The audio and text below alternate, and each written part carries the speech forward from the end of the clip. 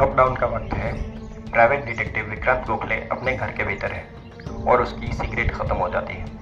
Lockdown की वजह से दिन में बाहर निकलना नामुमकिन है, इसलिए सिगरेट लेने के लिए वो रात के वक्त घर से बाहर निकलता है और अपनी पहचान वाले एक शॉपकीपर के पास जाता है पुलिस से बचकर, और वहाँ से वो सिगरेट का एक बड़ा सा बॉक्स खरीद कर वापस लौट रहा होता है। तभी वहाँ पर पुलिस आ जाती है।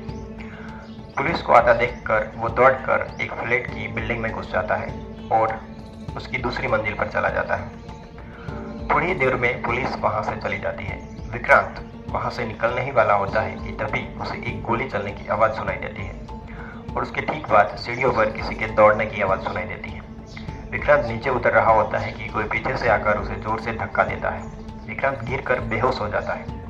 होश में आकर वो अपना सिगरेट का पैकेट लेकर घर चला जाता है।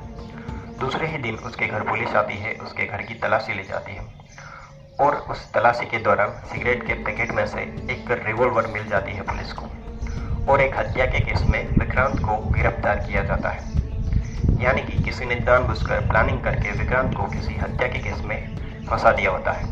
इस किताब का नाम है मर्डर इन द लॉकडाउन, जो कि संतोष पाठक की लिखी हुई किताब है। यदि आप उन्हें रेगुलर पढ़ते हैं तो आप डिटेक्टिव विक्रांत गोखले के बारे में भी जानते होंगे, जो कि बहुत ही जाना माना कैरेक्टर है, संतोष पाठक जी के द्वारा लिखा हुआ और पाठकों के बीच में बहुत ही ज़्यादा प्रसिद्ध है।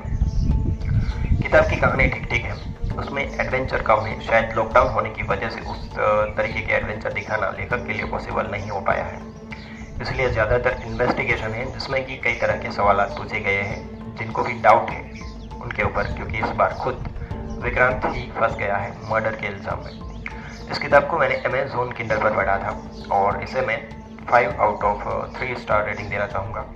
यदि आप भी पढ़ना चाहें तो किंडल पर जाकर पढ़ सकते हैं और बता सकते हैं कि कैसी लगी आपको किताब। और ऐसी ही और किताबों के बारे में जानते रहने के लिए चैनल को सब्सक्राइब करें।